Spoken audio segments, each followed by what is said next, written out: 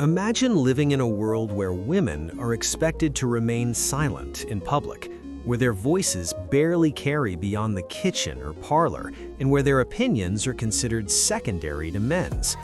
Now imagine one woman determined to defy that expectation, to speak loudly, boldly, and persuasively, and to push a nation toward justice and equality. That woman was Mary Ashton Livermore, born on December 19, 1820, in Boston, Massachusetts, a city alive with ideas, activism, and the early stirrings of social reform. Mary grew up in a country still young, still struggling with its identity, and still deeply entangled with the injustices of slavery and the limitations placed on women. Her father, a successful merchant, and her mother, who valued education, nurtured her intellect and curiosity from an early age. Mary's upbringing exposed her to the ideas of reformers and thinkers, and she was drawn to the growing movements advocating for the abolition of slavery, temperance, and women's rights. Even as a young girl, she was remarkably articulate, and her sharp mind and keen sense of justice set her apart from many of her peers. As she matured, Mary Ashton Livermore found herself drawn to the power of the written word. She began her career as a journalist, a path few women dared to take in the mid-19th century. Newspapers and magazines were dominated by men, and women writers were often relegated to advice columns or poetry. But Mary's ambition was larger.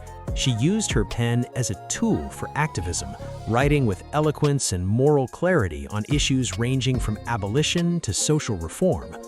Her articles challenged societal norms, advocating for the education of women, for the moral responsibility of men and women alike, and for social justice. She understood that words could move hearts and minds, and she wielded that power with precision. Mary's activism naturally led her into the women's rights movement. She became a prominent speaker, traveling across the country to lecture on women's suffrage and equality. Her speeches were not just speeches, they were calls to action. She had a commanding presence, a voice that demanded attention, and a vision that inspired others. She believed deeply in the potential of women to shape society and politics if only they were granted equal opportunity. She argued that denying women the vote or the chance to lead was not only unjust, but detrimental to the nation itself. Her courage and conviction made her a respected figure among suffragists, abolitionists, and reformers. During the Civil War, Mary Ashton Livermore's impact became even more tangible. The war tore families apart, left towns devastated, and created a massive humanitarian crisis. Mary organized aid for soldiers, collecting supplies, raising funds, and coordinating relief efforts. She became a leader in the United States Sanitary Commission, an organization dedicated to improving conditions in army camps and hospitals. Mary understood that war was not just fought on the battlefield, it was fought in hospitals, in homes, and in the hearts of those affected by loss and suffering. She dedicated herself to easing that suffering, organizing efforts that saved countless lives and set new standards for volunteer service. Mary Ashton Livermore also recognized the importance of communication in reform. She edited and contributed to numerous publications, most notably The Agitator and later The Woman's Journal, which became essential platforms for the women's movement. Through these outlets, she amplified the voices of women who were otherwise ignored by mainstream media. She wrote passionately about voting rights, education, temperance, and the social responsibilities of women. Her editorials were clear, persuasive, and unapologetically moral, blending intellect with a deep sense of empathy. Her work during the post-war period reflected a commitment not only to women, but also to broader social justice. Mary spoke out against corruption, advocated for labor rights, and campaigned for improved conditions in education. She believed that reform was interconnected. Society could not flourish if half its population was silenced, if workers were exploited, or if education remained inaccessible to the many. Her vision was holistic, and her strategies were practical. She understood that change required both moral persuasion and organizational skill, and she mastered both. Mary's influence extended to some of the era's most important reform initiatives. She was a close collaborator with other leading suffragists such as Susan Anthony and Elizabeth Cady Stanton, yet she also carved out her own niche, particularly in connecting women's activism with public service and humanitarian work.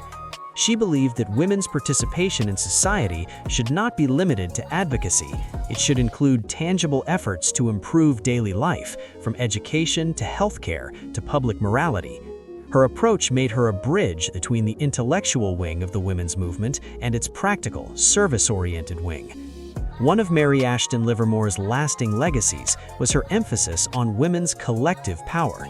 She organized conventions, speaking tours, and relief efforts that mobilized thousands of women across the United States.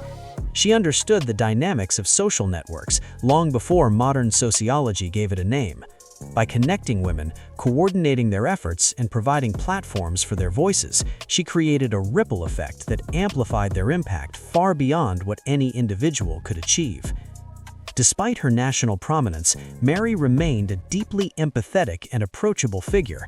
She corresponded with countless women, mentoring young activists and offering advice on personal and professional challenges.